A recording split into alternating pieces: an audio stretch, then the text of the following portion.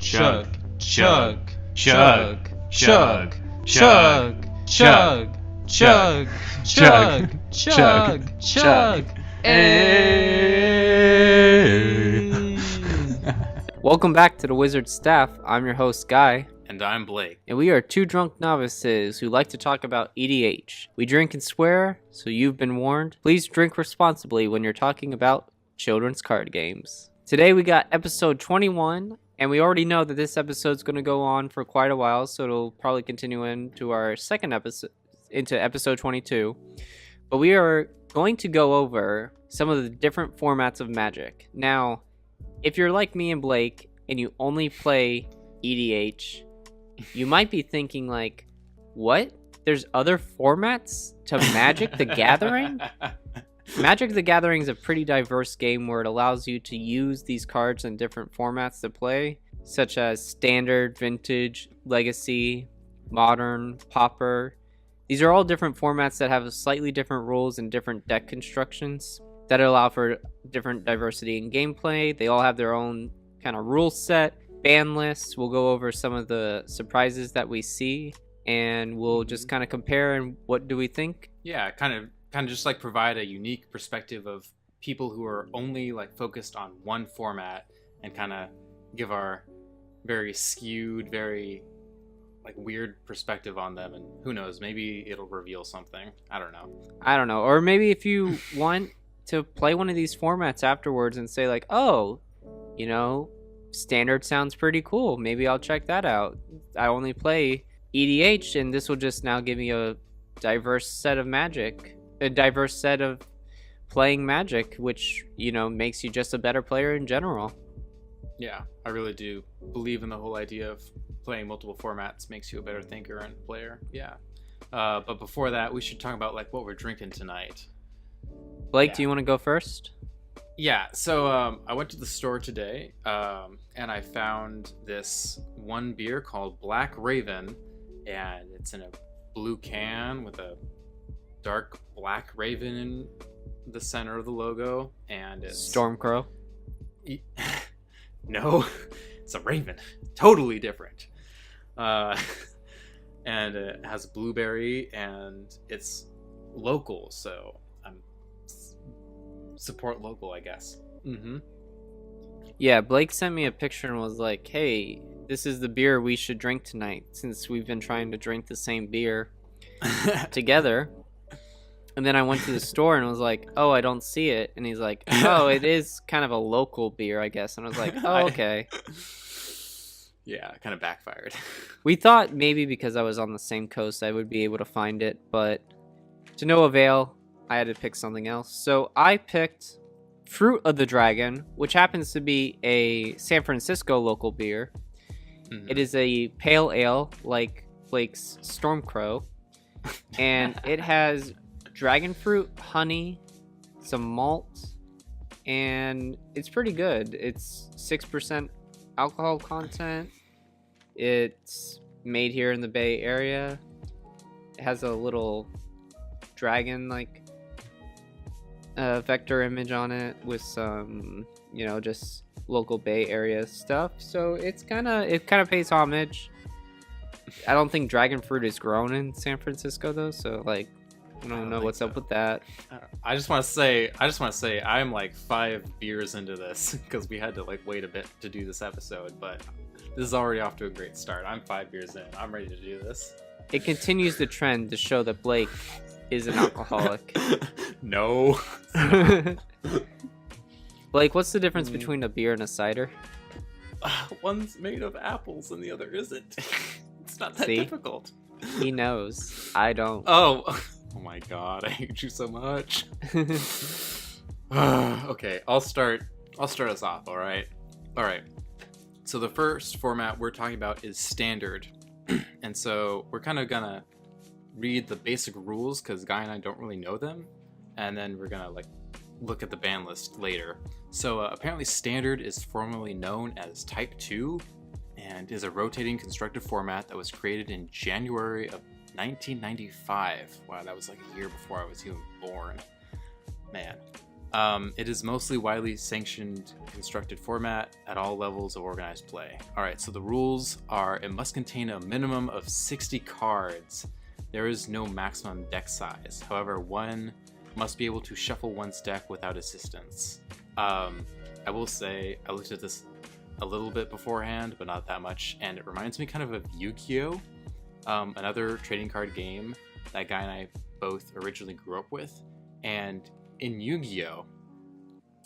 It's kind of similar, where like you were originally allowed no maximum deck size, but then these people brought in a deck that had 2,222 cards, and they both came in wearing suits and fedoras, and they are the reason why like it was restricted to a maximum of 60 cards in a deck, because it took forever for them to shuffle those 2,222 cards. And it makes sense why Standard has these rules, because they don't want another meme. Oh god. I just love that. Like, people talk about how memey the Magic community is, but like the Yu-Gi-Oh community is definitely way more memey. Anyways, with Standard rules, you can have sideboard cards up to 15 cards, which is nice. EDH does not have sideboard at all, I believe. With the exception of basic lands, you can have 4 copies of any individual card. I believe the sideboard rule to EDH is it's up to your play group. It's kind of like house rules. I don't think there's officially any kind of sideboard ruling to EDH, but if your play group allows it, then you can have one. Yeah, like EDH is pretty on the fringe as it is. It's so unsanctioned. Anyways, apparently Standard is one of those special formats that has a rotation, where once a year with the release of a new fall set, the 2 oldest blocks still legal in Standard rotate out of the format. Because of this, no set is Standard legal for more than 2 years, so it's constantly changing. So an example would be when Ixalan set released in fall 2007, Battle of Zendikar, Oath of the Gatewatch, Shadows over Innistrad, Eldritch Moon, and Welcome Deck 2016 rotated out of Standard.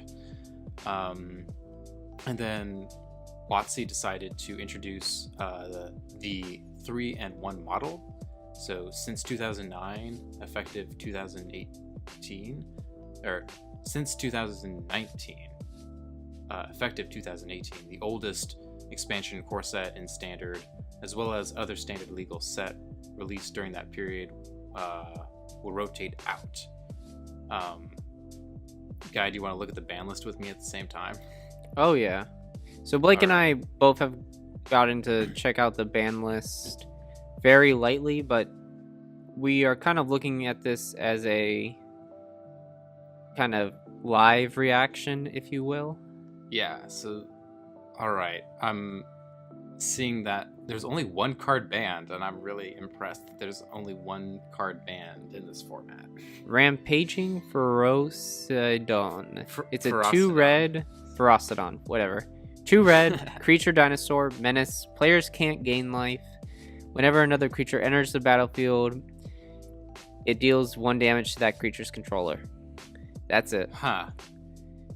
You would not think that this card would be banned in any format, really, but I mean, they do start at 20 life instead of 40. I guess that's true. It is 3/3 for 3. It has menace.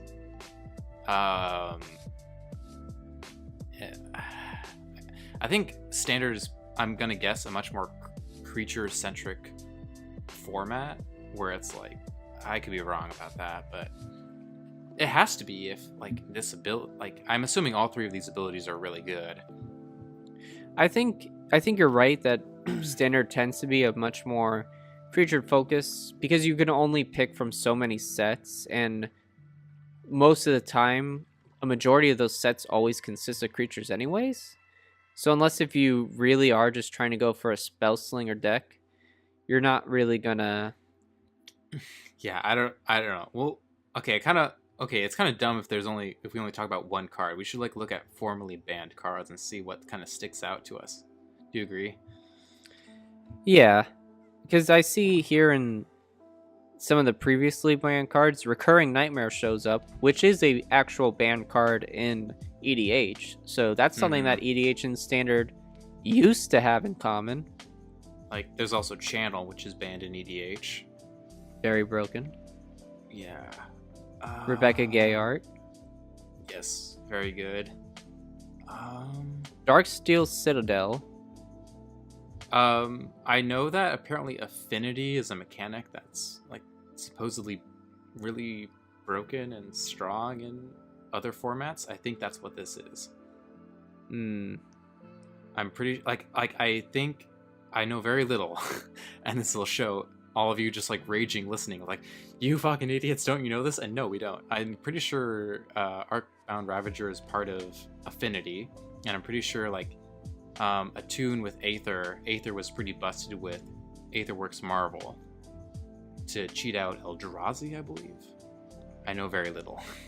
But I'm pretty sure that's what was the problem. I know Felidar Guardian was banned because of like Saheeli Rai, a 2-card infinite combo that just won with hasty Felidar Guardians. Hey, Jace the Mind Sculptor. Hey, look at that. That doesn't surprise me at all. Yeah, like, I knew that it was like really good in other formats, but EDH it's not that good. Hey guys, if you want to play your Jace the Mind Sculptor, just come on over. Well, you can't play with it anymore in Standard because it's a rotating format. Yeah, that's what I'm saying. Come on over to EDH. We let you play the Jace. I don't know. Land tax? I guess. I love that card. I feel like Land tax, if anything, it would be more broken in EDH than it would ever be in Standard. I don't know. It just like deck thin. It would deck thin even harder in like a 60 card like format. All right. I don't know. Prove me wrong. All right, Memory Jar, Mind Over Matter. That's fun. Those are both fun. I love playing them. Mind Twist. Yeah.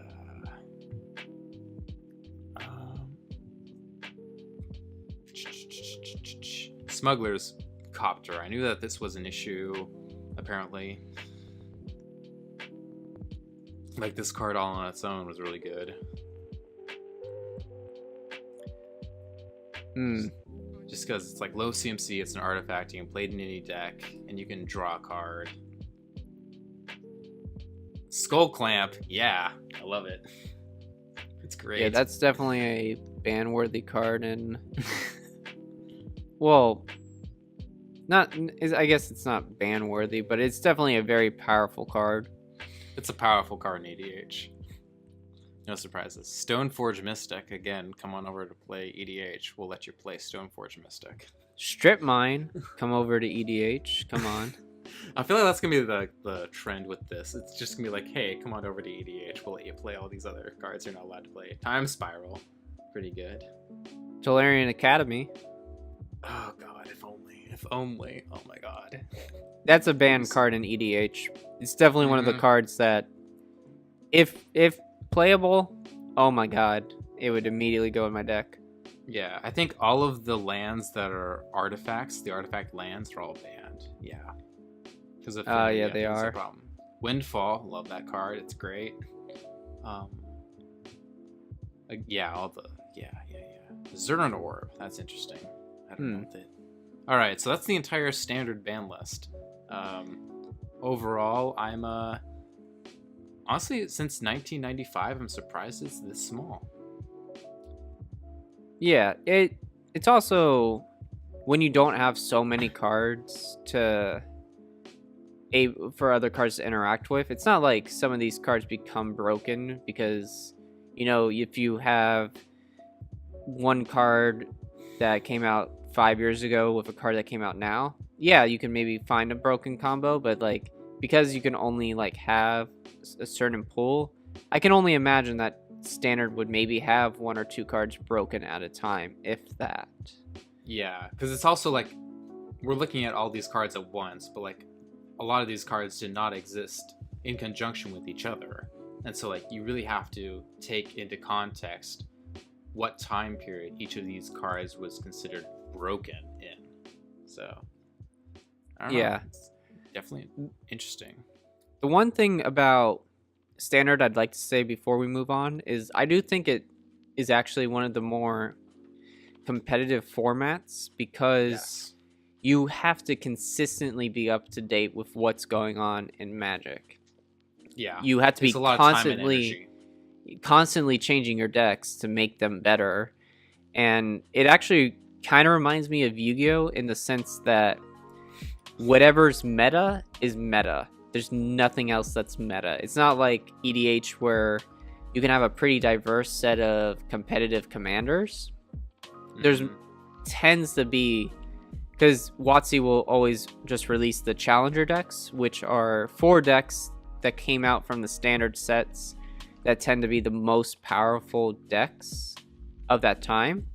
So they'll release challenger decks for the standard rotation that came out now, but power down a little. But then they're out. But that's kind of the way that standard is you tend to have one of these 4 decks in some variation to make it more powerful. Yeah, and that can be fun because some people enjoy the constant changing and constant thinking and effort that needs to be put into each new meta that arises. And more power to you. Yeah. And since you have such restrictions on the cards that you can use, it does allow for you to really try and utilize the resources that you have in order to become the best player that you can be, or build the best deck that you can. Yeah.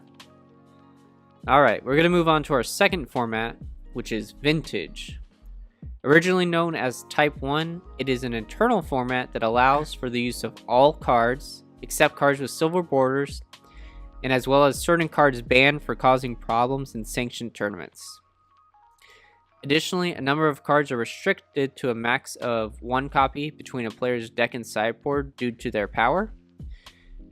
So this includes the Power 9, which are typically not allowed in any other tournament format.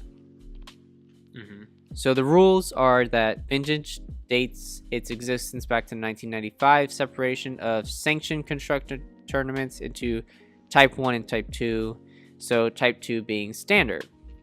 So it was sometimes called Classic from 1997 to 2000 when the name Vintage became official.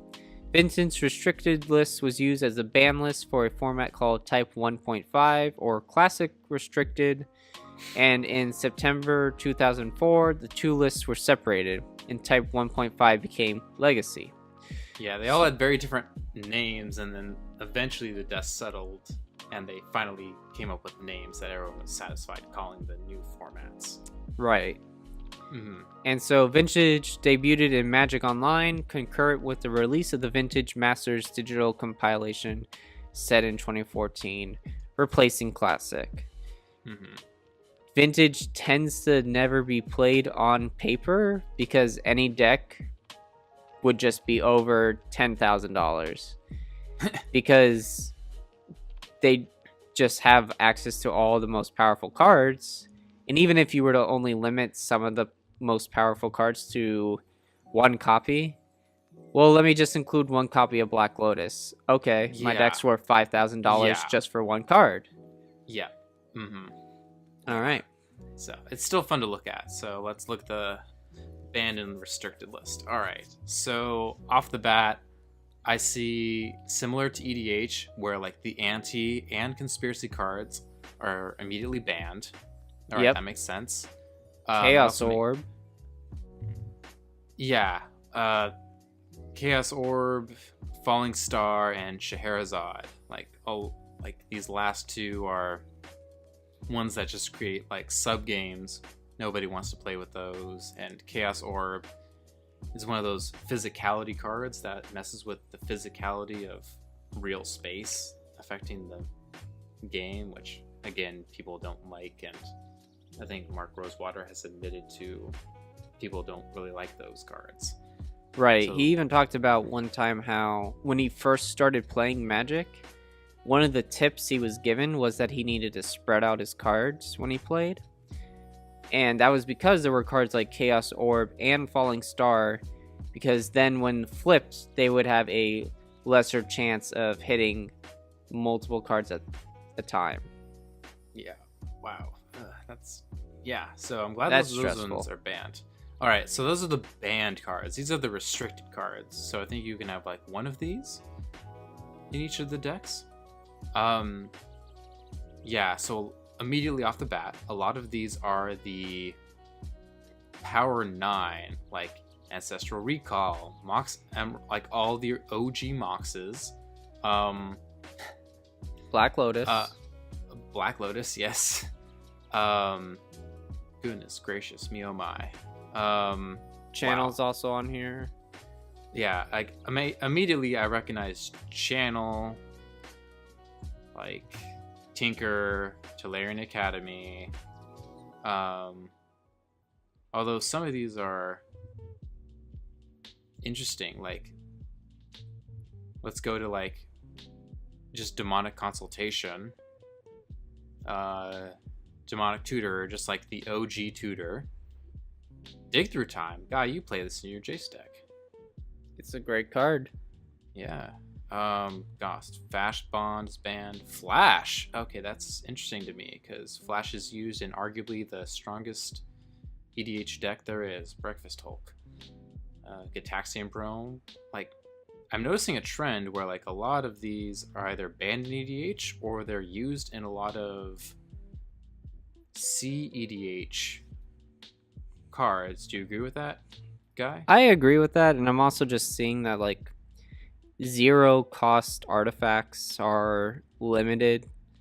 And I mean, that's just the case in EDH in general, is that all cards are just limited to 1. But here they definitely take that restriction from 4 to 0.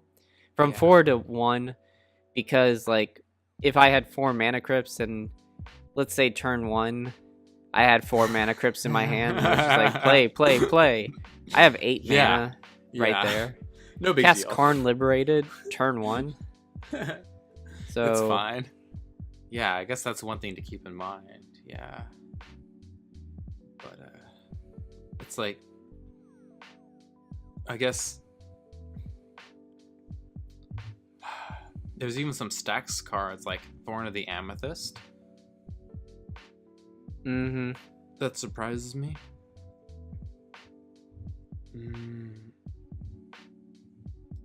Lodestone Golem surprises me.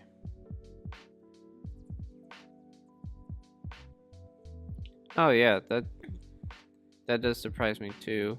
Again, it's another kind of stacks piece. I guess, yeah, like the whole... We're used to only being able to play one card, but I guess if you can stack up 4 of these cards, it's really rough.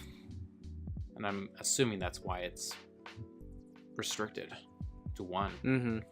Yeah, and I assume Mind's Desire it has a very high CMC, but I feel like it's restricted just because you can play so many low CMC copies at 4 and storm off and then cast Mind's Desire if it was at 4 and get absurd value and win.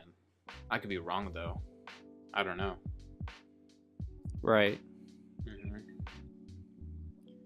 This is interesting. Like, yeah. Overall, like, in terms of like from our EDH perspective, a lot of these cards are either already banned in EDH or they're on CEDH level. Yeah.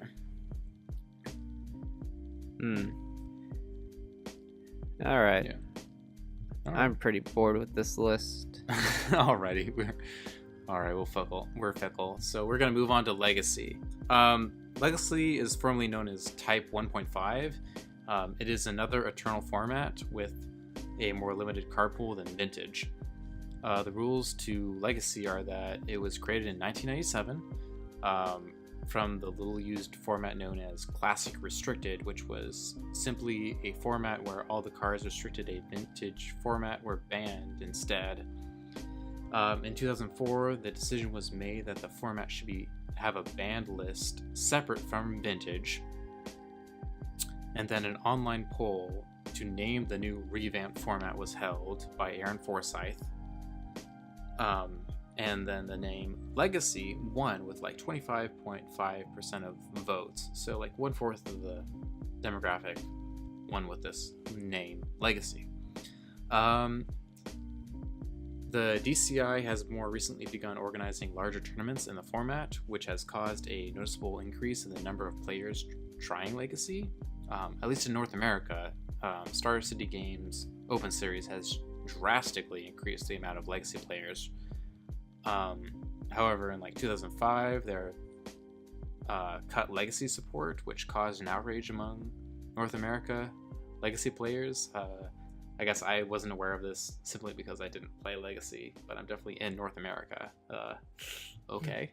I feel like I'm getting into drama I have absolutely no knowledge about. All right. Constructed decks must contain a minimum of 60 cards. There's no maximum deck size. However, you must be able to shuffle. Yeah.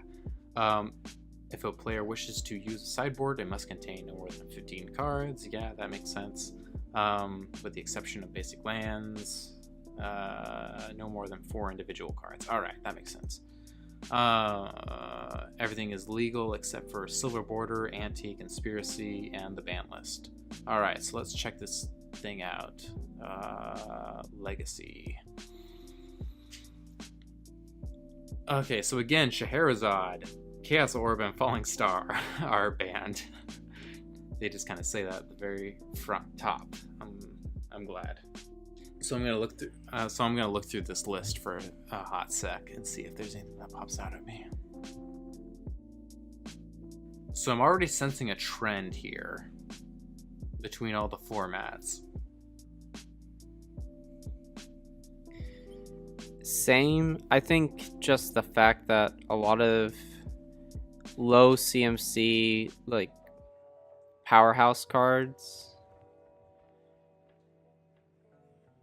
just tend to be like all the zero cost artifacts. Mana Drain. Okay, that's actually surprising. Yeah. Because you can play 4 of them. Yeah. Mystical Tutor. Oh, that's weird. Oh, no, that makes sense. I guess it is probably... Okay, if Demonic Tutor is banned. Yep. Yeah, I think a lot of the like low CMC tutors are banned. Is Earthly Tutor? Well, just Demonic and...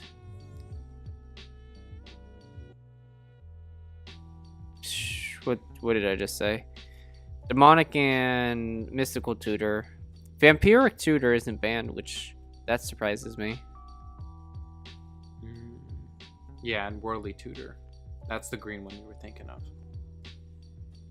And then Enlightened Tutor isn't banned. Yeah, so it's just the blue and black one. That's why Demir's the best. Just saying.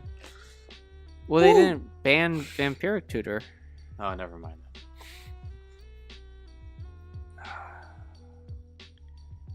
Mental Misstep. I do also see that a lot of the times the blue Phyrexian cards are getting banned just because I think a lot of people recognize that Phyrexian mana was kind of busted, where like 2 life is not the equivalent of 1 mana.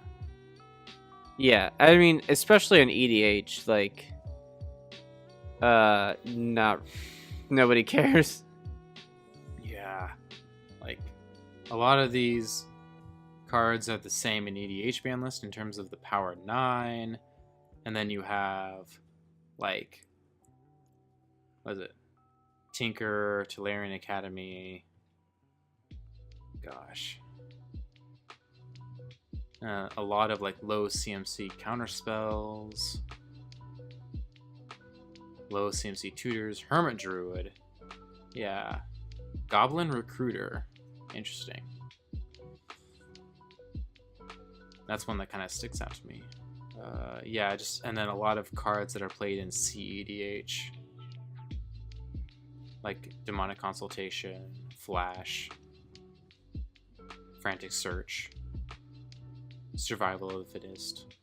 Soul Ring! Soul Ring was banned in Legacy, was banned in Vintage. Yeah, so like as much as we meme around about Soul Ring, it's kind of true. Necropotence again. Man. Wheel of Fortune surprises me. I guess not, since you can play it at 4 copies. I think wheel effects are probably stronger in like these other formats where you can play 4 copies of them. I'm kind of curious why it's banned and not just restricted. Because, I mean, 3 mana. Oh, well, I guess that they banned Windfall too. Yeah. We were having this discussion earlier, where like those are the 2 like best wheel effects. Yawgmoth's Bargain. Yeah, that doesn't surprise me. That's way too broken. Mm-hmm. So in terms of all the lists, it kind of makes sense. Like, there's not a single card where I'm like, yeah, I can see this not being busted. I guess Delve was a much strong. Okay, would you agree with me on this guy, where Delve must be a much stronger mechanic in other formats? Because in EDH, Delve is not this super OP mechanic, but it's looking like Dig Through Time, and what's the other one?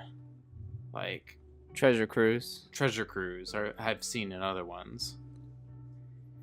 I definitely know already from before we even talk about Dual Commander that most Delve cards tend to be banned because you can get really great effects just for such low costs, and unless if you really care about your graveyard, it almost doesn't matter.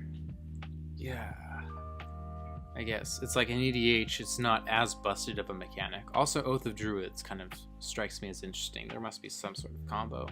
All right, do you want to move on to the next one? Yeah, so the next one is Modern.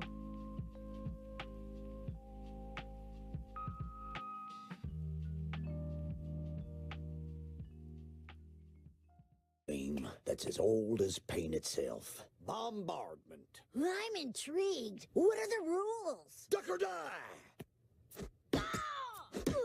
Oh, bombardment! Deal with it! Bombardment! That's a bitch, son! Bombardment! Bombardment! Walk it off! Bombardment! Bombardment! I caught it. I'm safe.